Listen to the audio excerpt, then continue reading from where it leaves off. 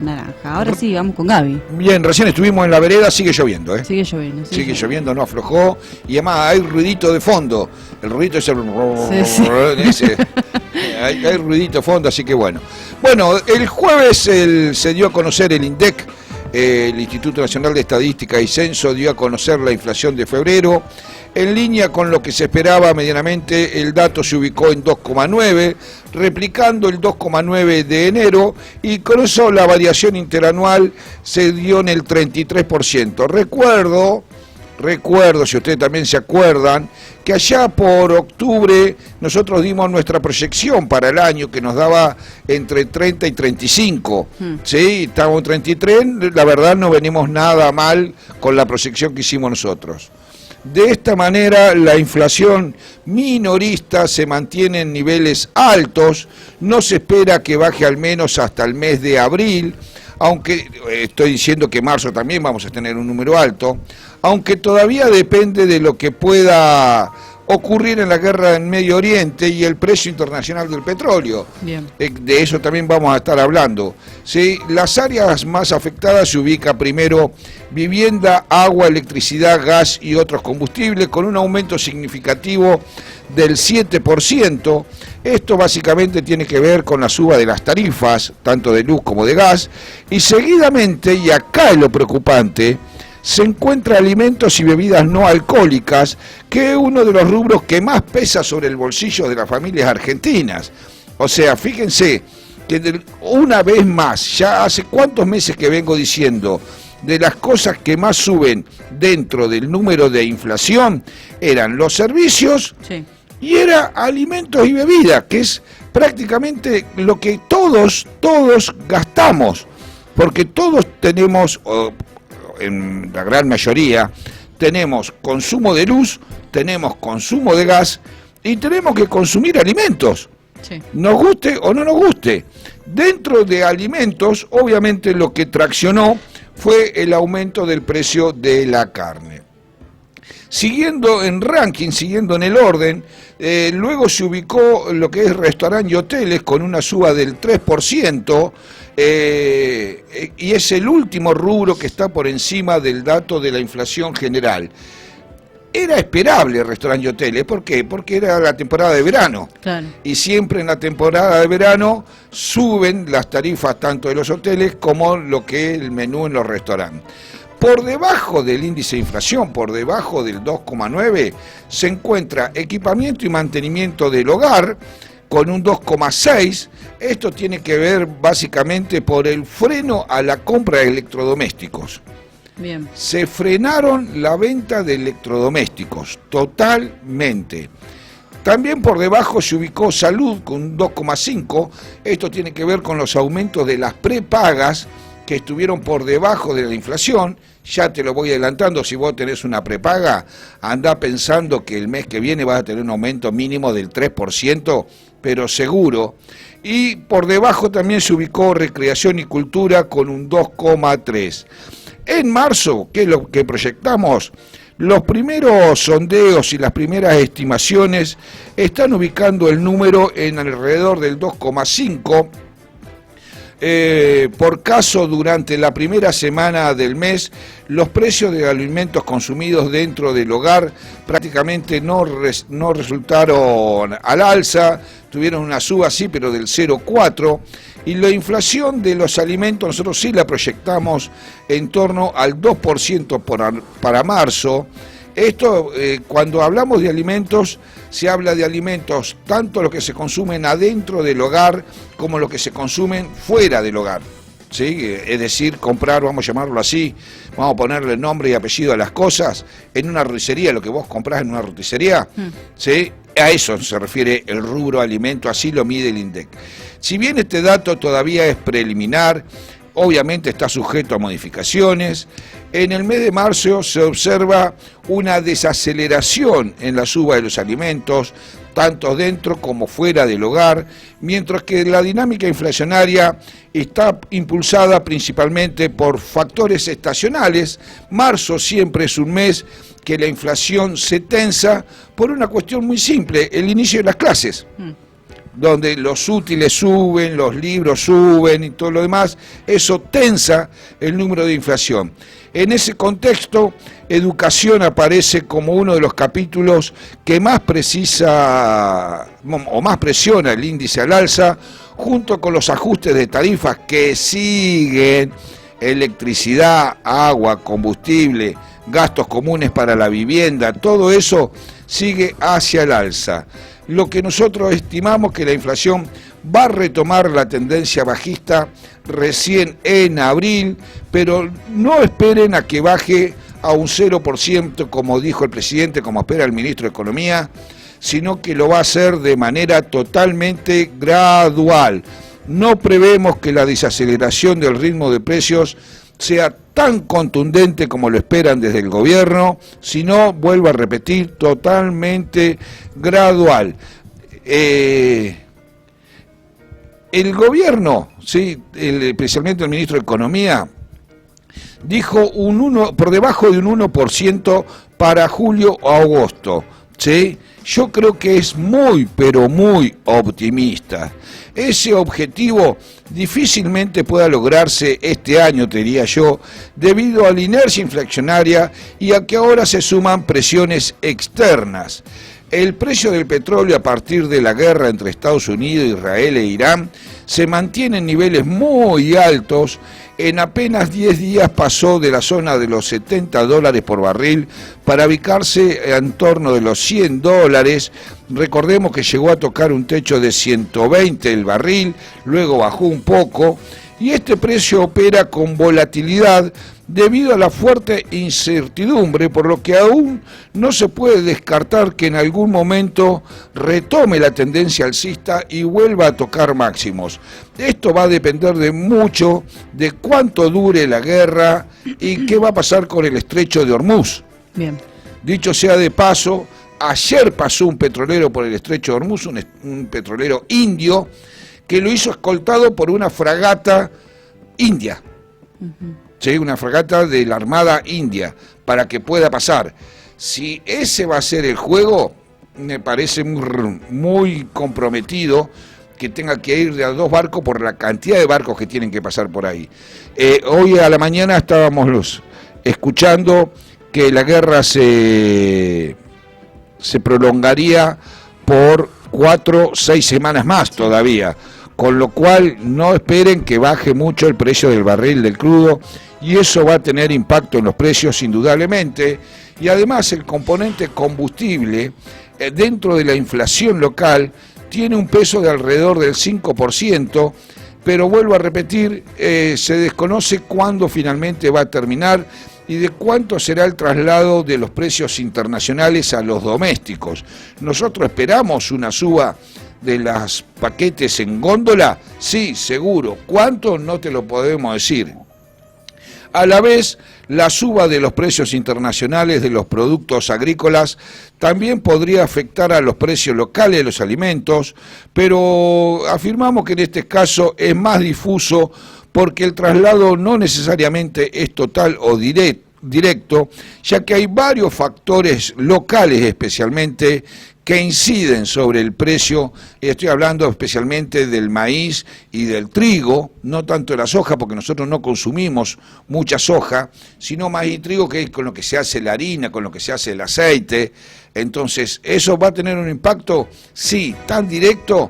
No. De todas maneras, el asunto del petróleo y el resto de los commodities es solo un factor adicional de presión sobre los precios de la economía local, pero la inercia inflacionaria sigue firme, no va a permitir una rápida desinflación en el corto y mediano plazo. Lo que estoy queriendo decir es que más allá de lo que suceda en Medio Oriente y la tendencia que tomen las cotizaciones en las materias primas, no prevemos que el índice de inflación baje tan rápido que descienda por debajo del 1% en julio o en agosto como lo prevé el gobierno. No lo vemos ni cerca. Nuestra estimación, aún sin conocer la resolución del conflicto bélico entre el Medio Oriente y el impacto final sobre los precios de la economía, es de un sendero decreciente de la inflación local, pero recién para el segundo semestre, más cerca de mitad de año. En nuestro escenario base, durante la segunda mitad de este año, el índice de precios podría ceder y hasta estar debajo del 2% mensual, pero no proyectamos en ningún momento que baje del 1%, es decir, que arranque con un 0 ni cerca. Esto es la idea que tenemos nosotros, esto es lo que nos dan los números a nosotros para que vos hagas tus propios cálculos. Cambiamos de temita.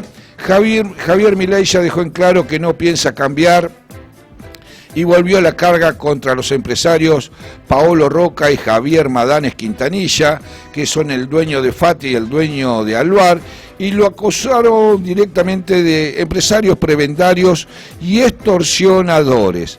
De Roca volvió a insinuar que el grupo de Techín se benefició con otros gobiernos con quienes llegaba a tratos comerciales para venderle caro al Estado, y Milei está convencido de que la trayectoria económica va a ser positiva y admite que hay sectores que pierden la carrera, pero esperan que sean la mayoría de los sectores ganadores.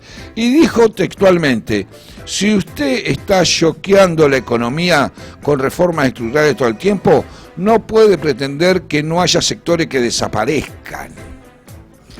Lo dijo en una entrevista radial y concluyó diciendo: obviamente que a algunos les va a ir muy bien y a otros, si no se adaptan, les va a ir muy mal.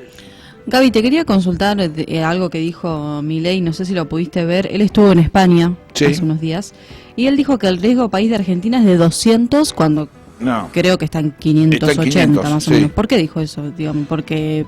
No, lo espera en 200. Claro, pero él dijo que está en 200. No está en 200. Lo que está haciendo es el índice de riesgo país, te cuento, está íntimamente relacionado con el precio de los bonos. Bien. ¿Sí? Con el precio de los bonos.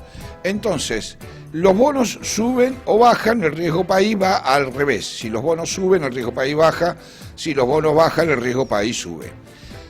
Los bonos se han bajado por la crisis de Medio Oriente, con lo cual eso trajo que el índice de riesgo país subiera. Bien. Lo que Milei yo interpreto que quiso decir es: si sacamos lo que serían los números que sumó la crisis de Medio Oriente, por riesgo propio argentino estamos en 200.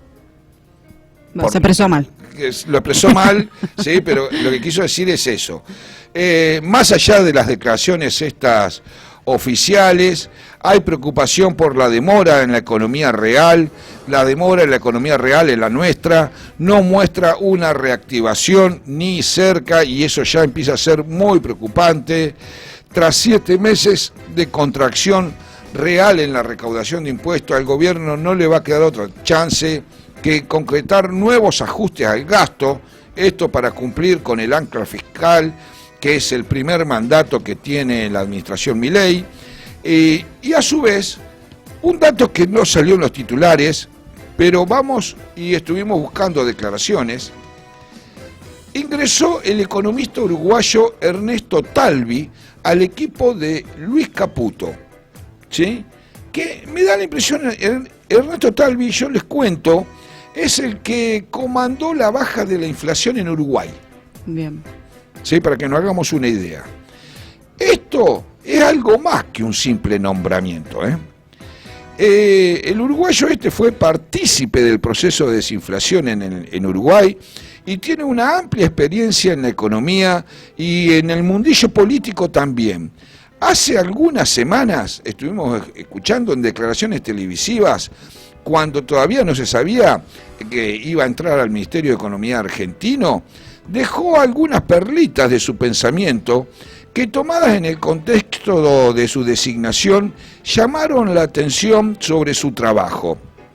Y escuchen las cosas que dijo. Querer apurar el tranco con la inflación muchas veces implica tasas de interés muy elevadas. Y finalmente, con el apuro, se conspira contra la sostenibilidad del plan. ¿Sí? Dijo. No sé si soy claro en lo que quiero decir. Es decir, Talvi no está apurado en bajar la inflación.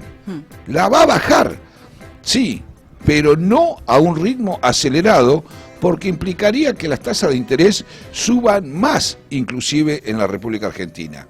Está claro que este economista preferiría que Milei saque el pie del acelerador en el proceso de desinflación y le dé prioridad a la recuperación de la economía real. De hecho, el ahora asesor recordó que cuando fue funcionario en su país, dijo: la necesidad de reservas nos obligaban a emitir y a tolerar inflación más alta durante un tiempo. Es decir, fue muy gráfico al explicar la ruta que debería tomar el gobierno para asegurar el éxito económico. ¿Qué dijo también este señor? La Argentina tiene que tener también esa paciencia estratégica. Querer apurar el tranco con la inflación implica tasas de interés altas, tipo de cambio apreciado, más de lo que razonablemente ocurre en estos procesos, y conspira contra el plan económico. ¿Por qué? Porque si se pagan tasas de interés ya no altas, sino prohibitivas, está pegándose un tiro en el pie, porque es imposible volver creíble el sendero fiscal cuando uno está pagando intereses leoninos, dijo. Y si estos intereses te sostienen artificialmente bajo el dólar, deprimen al sector productivo y el plan no puede funcionar. En un contexto argentino que la actividad no levanta, el gobierno piensa en caminar rumbo hacia una baja de la tasa de interés con el claro objetivo de aliviar la situación económica, es lo que nosotros esperamos, y lo más probable es que no haya un set de medidas ni un anuncio especial, pero sí la puesta en marcha de un dispositivo orientado a un objetivo preciso: darle impulso a la economía real, que viene muy pero muy golpeada. Ese pozo en la actividad ya está trayendo problemas en distintos sectores, la mayoría relacionados con el consumo interno, o en los rubros a los que el gobierno expuso en una competencia directa con China, que están regolpeados. No habría que descartar, además, medidas puntuales para las pequeñas y medianas empresas en los sectores más golpeados por la apertura económica, y en esa carpeta que yo creo que tiene el gobierno existe la posibilidad de que esas pymes encuentren un fondeo más barato en Banco Nación o lo hagan a través de ANSES. Esto es un dato que tenemos de adentro. No sé si soy claro, lo dejé picando para que lo entiendan. Es decir, que el gobierno tiene en carpeta y no va a hacer anuncios al respecto, pero iría hacia una baja de la tasa de interés con créditos baratos a través de Banco Nación o a través de ANSES. El mecanismo todavía no se decidió, pero estemos esperando eso, que seguramente se va a venir, y por supuesto que si se viene, nosotros te vamos a dar la noticia acá. Perfecto, Gaby.